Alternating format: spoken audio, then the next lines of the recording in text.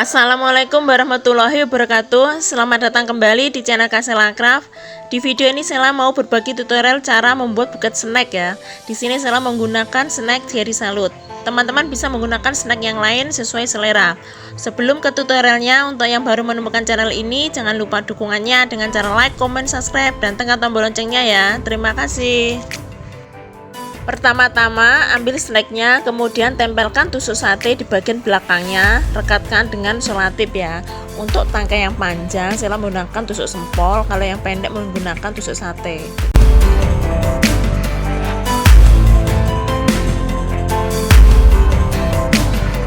Setelah itu tancapkan pada busa kering ya. Di sini sudah ada busa kering yang Sela bungkus dengan plastik.